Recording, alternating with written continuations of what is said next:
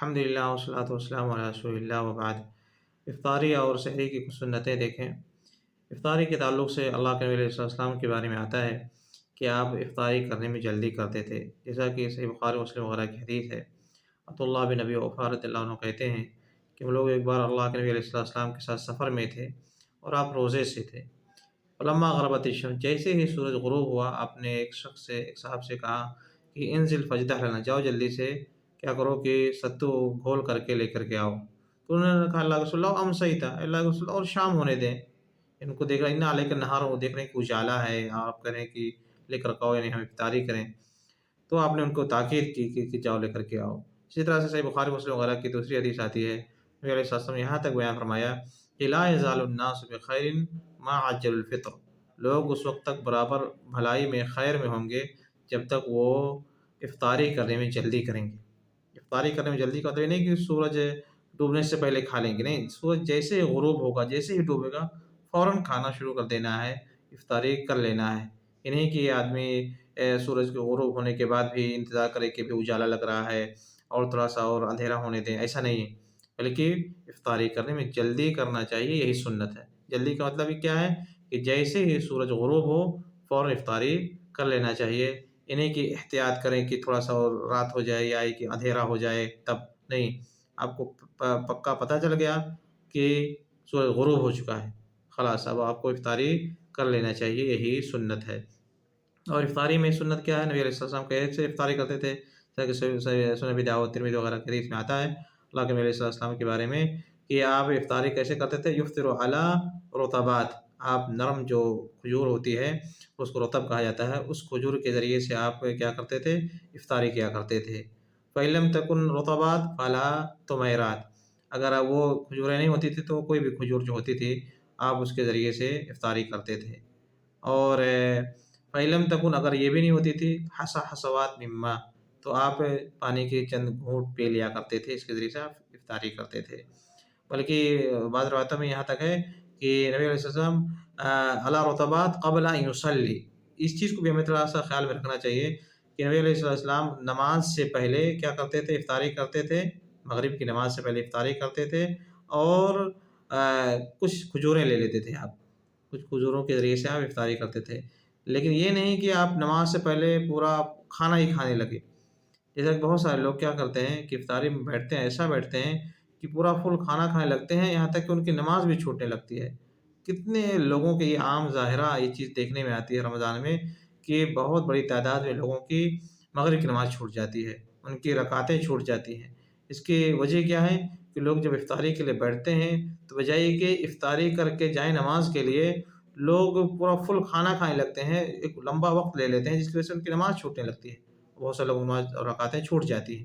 تو اس چیز کی طرف ہمیں دھیان دینا چاہیے کہ ایسا نہ ہو کہ ایک عبادت کو ہم ادا کر رہے ہوں اور ایسا ادا کرنے میں منہمک ہو جائیں کہ دوسری عبادت کا اس کے اوپر اثر پڑ جائے، دوسری عبادت پر اثر پڑ جائے، دوسری عبادت میں ہم کوتاہی کر جائیں۔ اور دیکھیں یہاں پر افطاری کے چکر میں ہم کیا کرتے ہیں، کبھی کبھی دوسری نماز کے تعلق سے ہم کوتاہی کرتے جاتے ہیں۔ مغرب کی نماز عام طور سے لوگوں کی چھوٹنے لگتی ہے، اور بڑی تعداد لوگوں کی ایسی ہوتی ہے جن کی کچھ نہ کچھ رکعتیں چھوٹ جاتی ہیں افطاری کی وجہ سے۔ تو کہ اس میں نبی علیہ السلام کی جو سنت ہے اس کو پکڑنے کی کوشش کریں۔ نبی علیہ السلام کھاتے نہیں تھے کچھ بھی، کیا کرتے تھے؟ افطاری کر لیا کرتے۔ افطاری کرتے ہوئے یعنی آپ کھجوریں لے لیتے تھے، کھجوریں کھا لیا کرتے تھے، افطاری ہو گئی، روزہ کھل گیا، خلاص اب جائیں نماز پڑھیں، نماز کے بعد پھر اپنا جو آپ کو کھانا کھائیں۔ تو یہی سنت ہے، نماز سے پہلے کیا کرنا چاہیے؟ کھجور وغیرہ کے ذریعے سے افطاری کر لینا چاہیے، پھر اس کے بعد میں جا کر کے نماز پڑھیں، بعد میں آپ کھانا کھائیں۔ یہ نہیں کہ کھانا کے چکر میں نماز ہی آدمی چھوڑ دے یا رکعتیں چھوڑ دے، تو اس چیز کو خیال میں رکھنا چاہیے۔ اسی طرح سے سحری کے تعلق سے کچھ چیزیں ہیں جسے ہمیں دھیان میں رکھنا چاہیے۔ دیکھیں سحری کے تعلق سے حدیث میں آتا ہے، نبی علیہ السلام نے یہاں تک بیان فرمایا کہ تسحروا فإن فی السحور برکہ، صحیح بخاری مسلم وغیرہ کی حدیث ہے کہ سحری کیا کرو اس لیے کہ سحری میں اللہ تعالیٰ نے برکت رکھی ہے، سحری میں اللہ تعالیٰ نے برکت رکھی ہے۔ بلکہ مسند احمد وغیرہ کی روایت میں یہاں تک آتا ہے اللہ کے نبی صلی اللہ علیہ وسلم نے ارشاد فرمایا کہ السحور السحور اکلہ برکہ، سحور یہ سحری جو ہوتی ہے اس کا کھانا کیا ہے؟ برکت کی چیز ہے۔ فلا تدعوہ، نبی صلی اللہ علیہ وسلم نے فرمایا کہ لہذا تم اس برکت کی چیز کو، اس سحری کو چھوڑا مت کرو۔ وَلَوْ أَن يَجْرَ أَحَدُكُمْ جَرْعَةً مِّن مَّاءٍ، اگر تمہیں کھانے کی بہت चाहत नहीं है, तो कम से कम एक घूँट पानी ही ले लिया करो, मगर छोड़ो नहीं। फ़इन और देखें वजह क्या?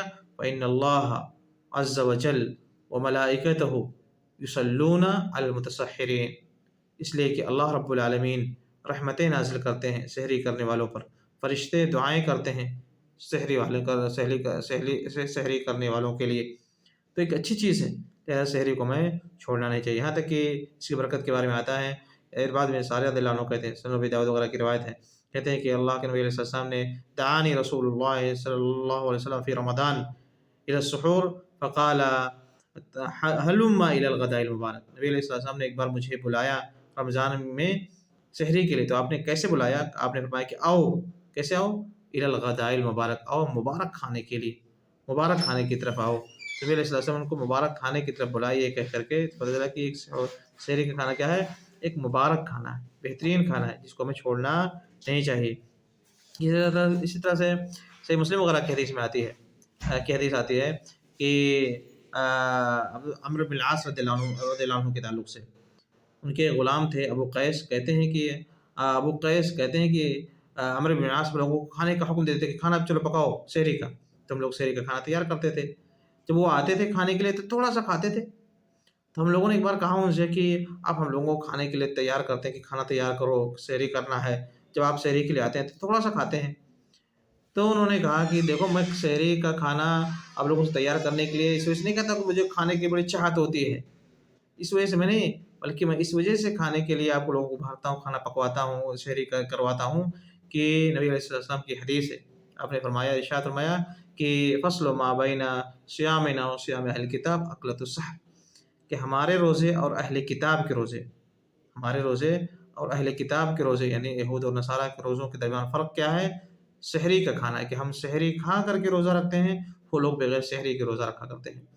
तो सहरी खाना एक अच्छी चीज़ है, सहरी को हमें छोड़ना नहीं चाहिए। अगर नहीं खाने की चाहत है तो कुछ भी थोड़ी-मोड़ी चीज़ ले लें, कुछ नहीं है तो पानी ही पी लें सहरी की नीयत से, लेकिन इसको हमें करना चाहिए और सहरी को ताख़ीर से करना चाहिए। ये नहीं कि आदमी 1-2 घंटा पहले फ़जर की अज़ान से पहले खा करके तैयार हो जाए, नहीं, बल्कि ताख़ीर से करें। जैसा कि सही बुख़ारी व मुस्लिम वगैरह की हदीस में आता है, ज़ैद बिन साबित रज़ियल्लाहु अन्हु कहते हैं कि तसहरना मा रसूलिल्लाहि सल्लल्लाहु अलैहि वसल्लम, हमने नबी अलैहिस्सलाम के साथ सहरी किया। फिर हम नमाज़ के लिए खड़े, सुम्मा क़ुमना लिस्सलाह, फिर नमाज़ के लिए खड़े तो पूछा गया कि कम बैनल अस्सुहूर वल अज़ान, अज़ान और फ़जर की अज़ान और सहरी के दरमियान कितना फ़ासला था? कितनी देर पहले आप लोगों ने सहरी किया था?